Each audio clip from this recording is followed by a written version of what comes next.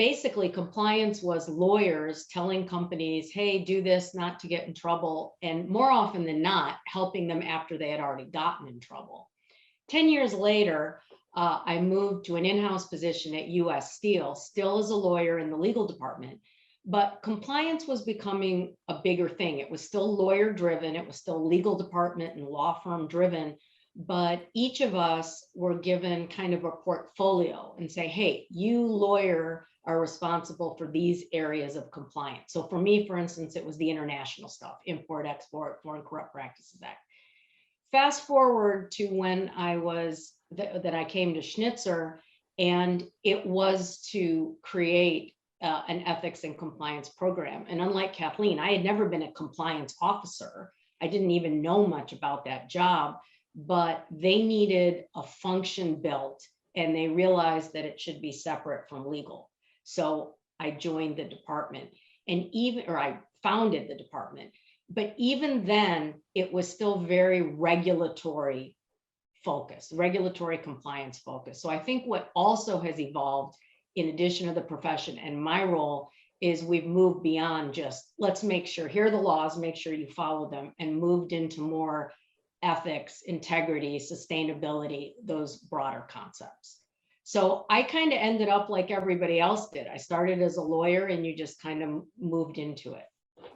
So Callie, we're going to talk about, and I want to get to the question, this idea of evolution in a second, because I think that's an important story, of course, for the profession, but also maybe how you would think about building a team. But your comment brings me to a sort of a sub question that I just asked. You know, having built a program now and having gone through this evolution, if you could either advise your prior self or think about, what skills do you wish you would have had, or what skill sets do you wish you would have had, looking back through rose-colored glasses, if you will? That's funny. It's, it was an interesting challenge when I joined Schnitzer, because from day one, I felt very confident in being able to do the regulatory compliance aspect, specifically in the area we were interested in, foreign corrupt practices, international stuff, because I've been doing that for years and I generally understood the business. What I didn't know about is I had never done an HR investigation. I didn't know how to really create training programs that would resonate with people.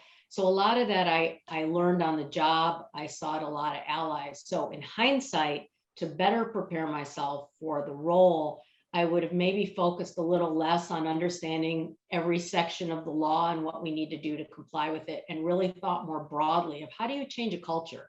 How do you become a culture carrier? How do you instill training? Those kind of skills. Yeah. Aaron, do you have the same? I mean, you talked about coming into Uber at a time of I don't want to say crisis, but certainly a time of challenge. Are there certain skills that either you had at the moment that were really critical, but then also are there ones that you wish you may have had? Yeah, I was smiling when Callie was talking, because I've had those same sort of experience. I came to the job having some prior core compliance experience, including in anti-corruption, conflicts of interest, code of conduct, those types of functions. But coming to Uber was, in some ways, it was a blank slate.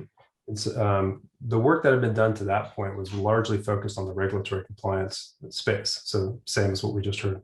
But there was so much that had to be done to try to turn us into a better posture and make it a better company that was focused on ethics and integrity. And that's where we've really had to do the work. And I had to learn a lot on the job as well.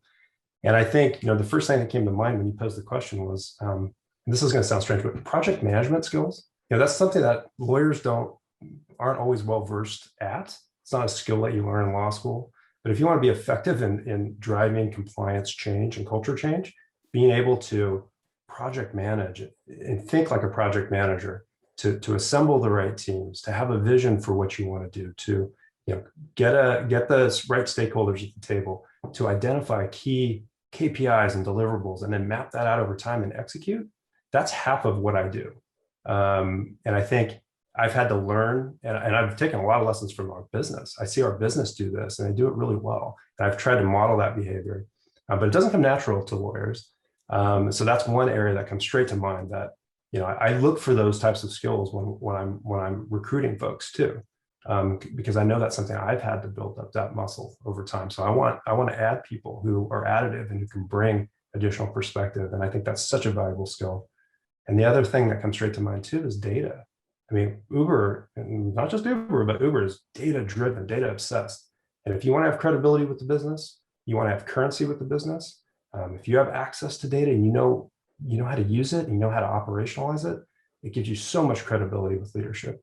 And if you don't have it and you don't know how to use it, and you don't know what it means, it goes in the other direction. So those are the two kind of areas that come straight to mind for me.